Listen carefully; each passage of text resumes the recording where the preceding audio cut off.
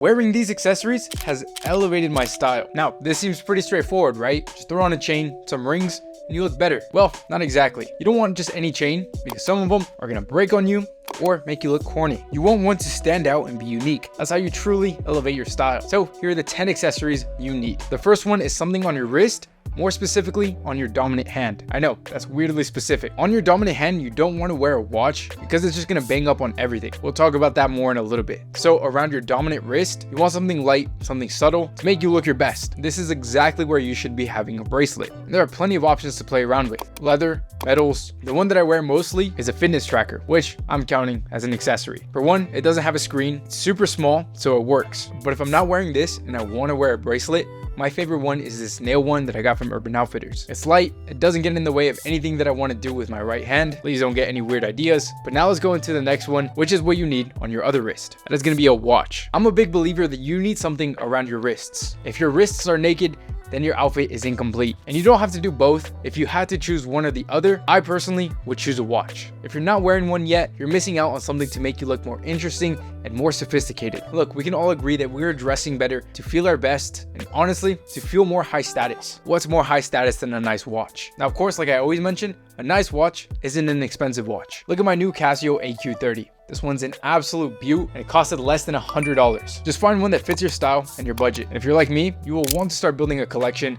Let me tell you, when my watch gets noticed, it usually leads into some good conversations with some very interesting people. The next accessory that you need is a pendant. So assuming you already have a chain, you need to throw on a pendant because it's gonna make you look that much better. It's more interesting, it adds more depth to your outfit, and just like the other accessories, it's a great conversation starter. When I was younger, I was petrified to talk to random people. But when I was younger, I quickly realized that having a pendant meant somebody was bound to compliment it. I'd be sitting in class and somebody would say, "Hey, I like your necklace." That is an easy conversation starter. It's getting you out of your comfort zone and it's getting you noticed. Now, honestly, I think it's time to start swapping all my pendants. I've had the same one for about 2 years now. I still love it, but it's always refreshing to switch things up. This one from Search the Dimes I've been eyeing for a while now, so I'm very highly considering this one. Just like anything else, find one that suits your style, something that interests you. And again, the more interesting, the more likely you're gonna stand out and get a conversation out of somebody new. And if you're able to get multiple, then that's better because you're able to swap them out. You're keeping your outfits fresh and exciting, which who doesn't like that? Now, I did mention school earlier,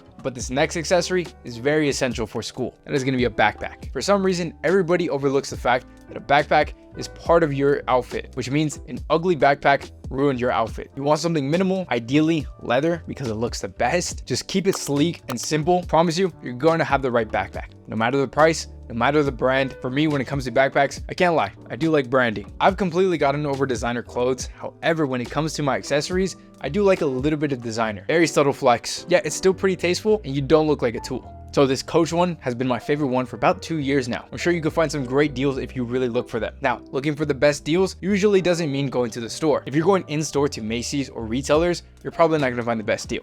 Shop online, find some coupon codes, or even just go on places like eBay. Sure, you can find a great secondhand piece that's going to last you a long time and you're paying half the price. The next accessory that's going to elevate your style is headwear. Now, honestly, I don't use this one as much as I should. I have gotten some great outfits using some different types of headwear.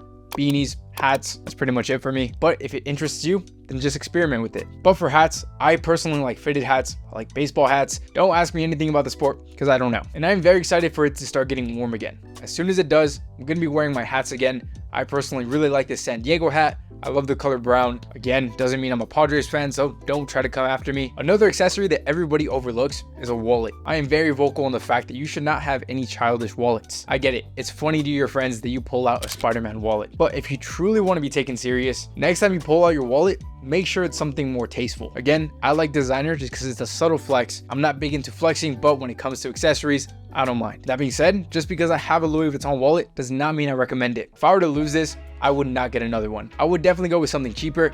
That being said, being cheaper than Louis Vuitton doesn't say much. But some good examples that I would get is a Coach card holder, a Polo Ralph Lauren leather one, or again, if you go to eBay or Poshmark, you could probably find a high-end designer one for cheaper. Another tip when it comes to wallets, get something in a versatile color. It doesn't stand out, it's not a key part of your outfit, but nonetheless, when you pull it out, you don't want something bright or bold. You want to keep it minimal. You want to keep it subtle. That's why I like my black Louis Vuitton one so much. Although I'm pulling out a Louis Vuitton wallet, it's not too bright and bold where I'm screaming, hey, everybody look at me. Again, keeping things subtle where you have these nice things where you're not begging for attention is the perfect subtle flex that's making you look better and honestly more interesting. Now, I know a lot of younger guys are thinking, why do I need an expensive wallet? For one, it doesn't have to be expensive. I can't tell you how many times I've gotten the compliment, you look so put together. And it's because I'm wearing tasteful, minimal, and subtle flex accessories. That's how you start to look more mature for your age. That's how you look more put together and more interesting. That also really goes for sunglasses. Now, honestly, I have some expensive sunglasses and I have some very cheap ones. I don't notice a difference. And truthfully, if I was just going out with some friends to the beach or any place where it's really bright outside, I would probably just go with the cheap ones because I really can't stress,